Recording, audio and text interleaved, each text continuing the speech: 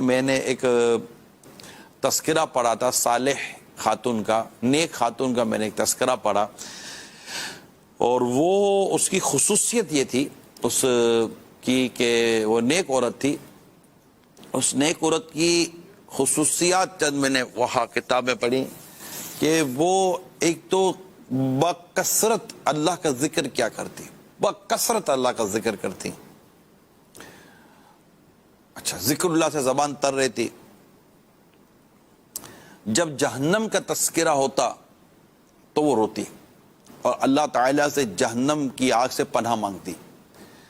جب جنت کا تذکرہ ہوتا تو وہ خوش ہو جاتی، فرحت ہو جاتی. اللہ کریم سے جنت میں داخلے کا وہ سوال کیا کرتی تھی، رب کریم کی بارگاہ میں گر گرا کر دعا کرنے والی تھی. اس کا ایک عمل یہ تھا کہ وہ اپنے پڑوسیوں کو ایذا نہیں دیتی تھی، پڑوسیوں کی غمخواری کرتی، پڑوسیوں کا خیال رکھتی تھی. نیک عورت تھی، پڑوسی اس سے خوش تھے. وہ پڑوسیوں کا بڑا مطلب اس نے ان کے حقوق کی بجاوری کا اس نے اہتمام کیا ہوا تھا.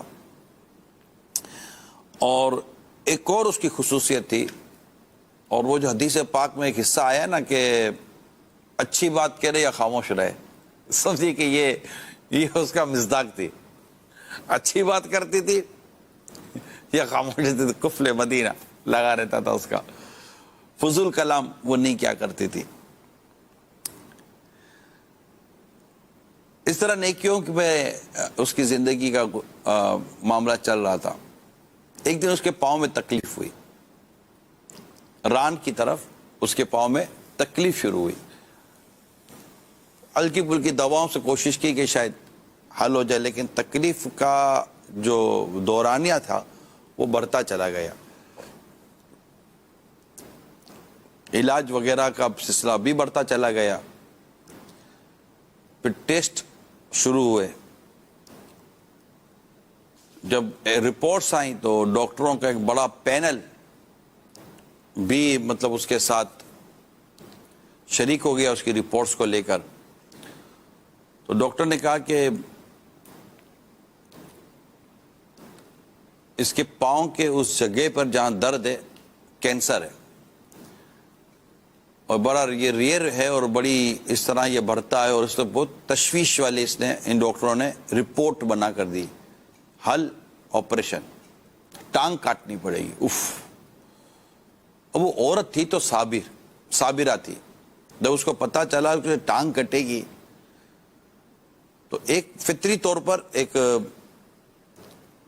کیفیت تو بن جاتی ہے، مگر اس نے کہا کہ میرے رب کی رحمت شامل رہی تو میری ٹانگ نہیں کٹے گی.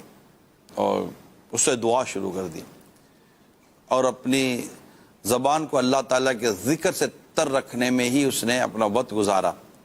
اللہ کا ذکر کرتی، اللہ سے دعا کرتی، اسے عافیت کا سوال کرتی وغیرہ وغیرہ، یہ سب ہوتا رہا.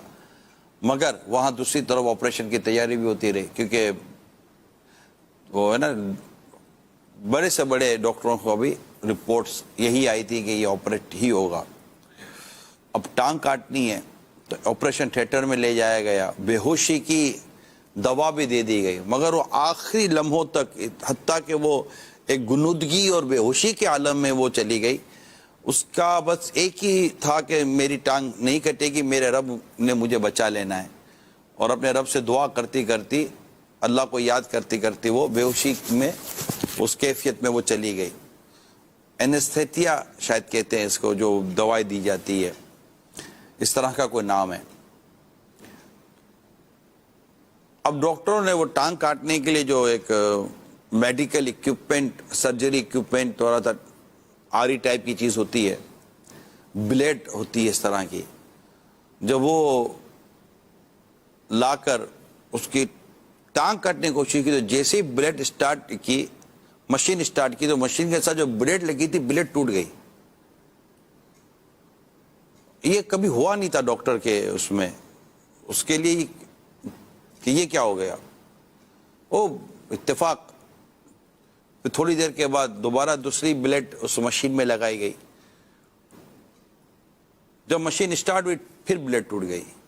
اب ڈاکٹر بھی بڑا پریشان, جو سٹاف تھا سرجن کے ساتھ وہ پریشان کہ یہ فرسٹ ٹائم ہو رہا تھا ان کے ساتھ کہ اس طرح آپریشن تھیٹر میں مریض کو وہ بے ہوشی کی دوا بھی دے دی گئی اور مشین ساتھ نہیں دے رہی ہے, بلیڈ ٹوٹ رہی ہے.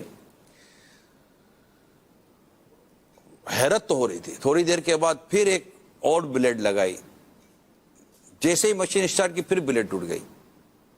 ڈاکٹر رک گئے, کہا دیر از سم تھنگ, یہ اتفاق نہیں ہے, یہ اتفاق نہیں ہے, کیونکہ ایک ساتھ 3 بلیڈ, یہ ان کی ہسٹری میں ایسا نہیں تھا کہ یوں بلیڈ یوں ٹوٹ جائیں گے.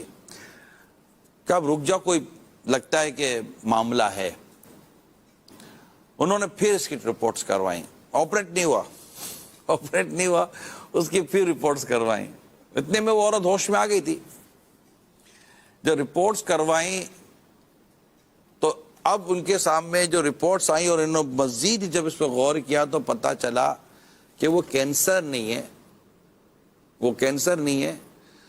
اس درد کی جگہ پر ایک روئی ہے, کاٹن ہے, کاٹن روئی ہے جس کی جو اب اندر میں سڑ گیا ہے. یہ روئی جو اندر میں سڑ گئی ہے اس سے کافی خرابی پیدا ہو گئی ہے, تو یہ روئی اب نکالنی پڑے گی. تو انہوں نے ایک چھوٹا سا آپریٹ کیا, اور چھوٹا سا آپریٹ کر کے وہ روئی بڑی سڑ گئی تھی, تحفظ بدبو آ رہی تھی اس سے, وہ روئی نکال لی اور اس کو پھر چھوٹا سا آپریشن کر کے اس کو سیٹ کر دیا. پھر اس کے شوہر کو کہا کہ یہ روئی کیا تھی؟ کہا میری عورت بڑی نیک خاتون ہے, ہم لوگ کہیں جا رہے تھے تو راستے میں ہمارا تھوڑے عرصے پہلے ایکسیڈنٹ ہوا تھا جس میں اس کی ٹانگ پر چوٹ لگی تھی اور ایک آپریشن ہوا تھا. تو یہ تو اچھا. تو اب ڈاکٹروں کو سمجھ میں آیا کہ یہ اسی آپریشن میں ڈاکٹروں کی بے احتیاطی کی وجہ سے اس کی ٹانگ میں چھوٹی سی روئی کا ٹکڑا رہ گیا تھا, اور وہ روئی کا ٹکڑا جو اندر میں تھا نا وہ سڑ رہا تھا جس سے اس کو تکلیف ہو رہی تھی. تو اللہ تعالیٰ نے اس نیک خاتون کی دعائیں بھی قبول فرمائی, اس کا ذکر و اذکار, یہ نیکی پرہیزگاری کے طور پر اب دیکھیں کہ کس قدر اس عورت کو اللہ تعالیٰ کی بارگاہ سے مطلب برکتیں نصیب ہوئی. نیکی پرہیزگاری, اس عورت کے اوصاف جو خوبیاں تھیں وہ ایک بار پھر توجہ کے ساتھ سن لیں. وہ قرآن کریم کی تلاوت کرنے والی, جہنم سے ڈرنے والی, جنت کی طرف رغبت رکھنے والی, پڑوسیوں کے ساتھ حسن سلوک کرنے والی اور فضول باتوں سے بچنے والی تھی, بکثرت اپنے رب کا ذکر کرنے والی تھی. اس میں ہماری تمام تر اسلامی بہنوں کے لیے, ظاہر میرے لیے بھی ہے, آپ کے لیے بھی ہے, ہم سب کے لیے اس میں سیکھنے کے لیے بہت کچھ ہے. ہم اپنا اگر کردار کا جائزہ لیں, خود آپ اپنی گفتگو کا جائزہ لیں, تو ہماری گفتگو کا انداز کا جائزہ لے لیں, ہماری گفتگو کا انداز کتنا رف ہے. اللہ کی پناہ, اللہ کی پناہ. میں آپ کو ایک عرض کرتا ہوں, میری اسلامی بہنوں سے میں عرض کرتا ہوں, آپ میں بعض میری بیٹیوں کی عمر کی ہوں گی, میری مدنی بیٹیوں کی طرح آپ سمجھیں. آپ کبھی اپنی گفتگو کا جائزہ لیں اور پھر آپ دیکھیے کہ کیا یہ کسی اہل علم کی گفتگو ہے. آپ اپنے گھر کے معاملات میں اپنے بھائی بہنوں کے ساتھ جو آپ کی گفتگو ہوتی ہے اس کا کبھی جائزہ لیں. ماں باپ کے ساتھ جو گفتگو ہوتی ہے اس کا کبھی جائزہ لیں. غور کریں کیا یہ گفتگو کسی اہل علم اسلامی بہن کی گفتگو ہے, جس نے قرآن اور حدیث کو پڑھا ہے, جس نے فقہ کو پڑھا ہے, جس نے اصول کو پڑھے ہیں. بہت مشکل ہے. آپ کا ایک امتیازی مقام ہے, آپ کا وہ ایک امتیازی مقام ہے. آپ کی ایج کم زیادہ ہو سکتی ہے لیکن آپ کی ایک علمیت ہے نا وہ مسلم ہے. آپ اس پر ضرور غور کیجئے گا. آپ کے کردار سے پتہ چلنا چاہیے. گھر کا فرد, ایک ایک فرد, چھوٹے بڑے جتنے بھی بولیں کہ ہاں اس شخصیت سے علم کا نور نظر آتا ہے, اس کی گفتگو میں علم کی نورانیت ہے, اس کی گفتگو میں روحانیت ہے, اس کے کردار میں انسانیت ہے. یہ بہت ضروری ہے. اب آپ ایکسٹرا آرڈنری ہیں, تو ایکسٹراڈنری اس لیے نہیں ہے کہ گھر میں چاروں طرف سے یہ ہوگا عالمہ ہے تو عالمہ ہے تو عالمہ ہے تو عالمہ ہے. نہیں، لوگ آپ کے کردار کے بعد آپ کی عزتوں کی طرف بڑھتے ہیں. آپ کی نیکی، آپ کی پرہیزگاری، آپ کی عبادت، آپ کا وقت پر نماز پڑھنا، تلاوت قرآن کریم میں مصروف ہونا، اللہ کے حضور رونا، علم دین حاصل کرنے کے لیے دیگر جو میں نے کتابوں کے تعلق سے آپ کو عرض کیا اس کا مطالعہ کرنا، اور اولاد جو دیگر اولاد ہیں ان کے مقابلے میں زیادہ ماں باپ کی فرما برداری و اطاعت کی طرف آنا، زیادہ بھائی بہنوں کے ساتھ حسن سلوک کی طرف آنا، کیونکہ اب علم نصیب ہوا ہے نا. علم کی ایک اپنی برکت آپ کو بھی ملے گی، آپ کے گھر والوں کو بھی ملنی چاہیے. آپ کی گفتگو نپی تلی ہو، آپ کی زبان سے کسی کی دل آزاری نہ ہو رہی ہو، آس پاس پڑوس والے رشتہ دار جو شرعن آپ کے ساتھ جن کا ملنا جلنا رہتا ہو یا ملنا جلنا ہوتا ہو، ان کو اس بات کا احساس ہو کہ ہاں یہ ایک علمی شخصیت سے میری ملاقات ہو رہی ہے. اسلامی بہن نے واقعی 2 کتابیں پڑھی ہیں، اس پر دعوت اسلامی کا فیضان ہے، اس پر قرآن و حدیث کا فیضان نظر آ رہا ہے. آپ کا تقوی، آپ کی پرہیزگاری، آپ کی شرافت، آپ کی پارسائی، آپ کی حیا کے تقاضے.